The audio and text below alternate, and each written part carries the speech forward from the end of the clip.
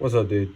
So I'm just making this video just to kind of explain what's happening and how you do this. It's really straightforward. So first off, you have to download this app. It's called the SPD SX editor. As you can see, you may have seen this before, but if you haven't, I mean, here's just a brief walkthrough.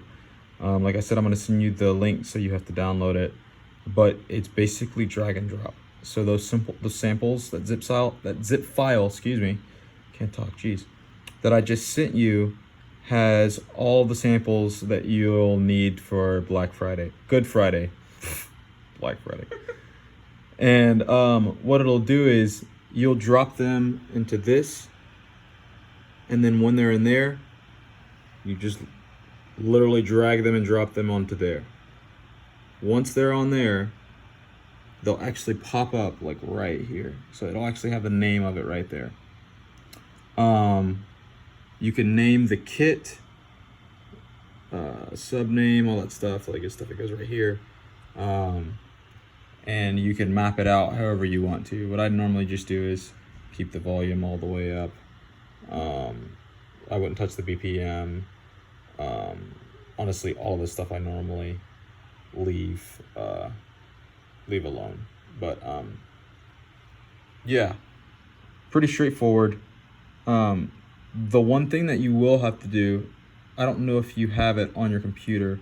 I know that it's on the, there we go. There we go. Now we're in focus.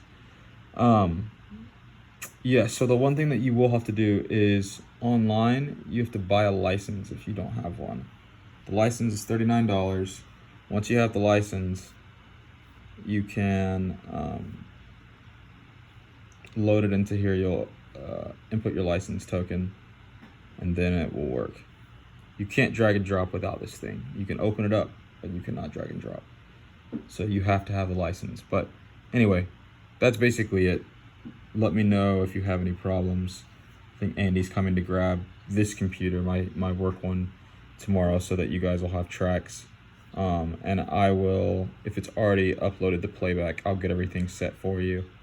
That way all you have to do is plug things in.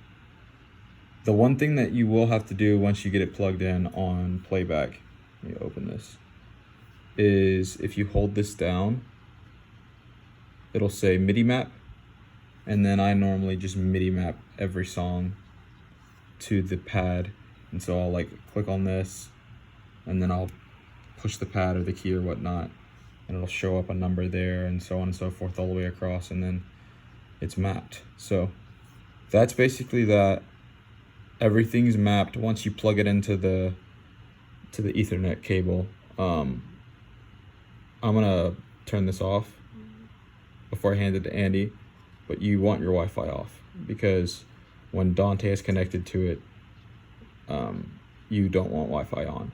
But it's gonna plug in underneath here.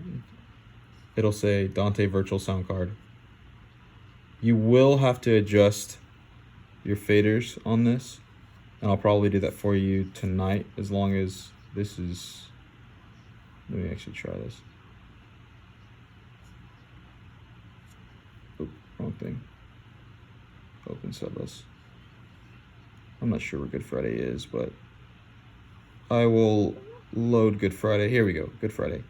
So I'll set everything. Ooh, that ain't it. Anyway, I'll look for it, load it, and then I'll bring these down to what I think that would be good. The level, but the problem is if you don't bring this down, it will freaking blow you out of the water, because it's sent through Dante. It's so much louder. So much louder. So this was the level that I had for practice the other night for every song. So this was the first song, this was the second song, this is the, obviously it was just click, so it doesn't matter, but Living Hope was all the way down there just because it was so loud, and It Is Finished was up here. So yeah, that's one thing that you will have to do, but it's pretty straightforward. It works.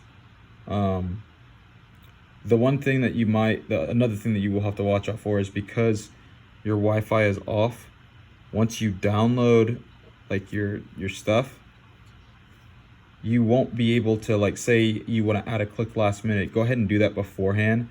I ran into this past weekend it won't let you obviously, you know, add anything, like not even a click, if the Wi-Fi's off.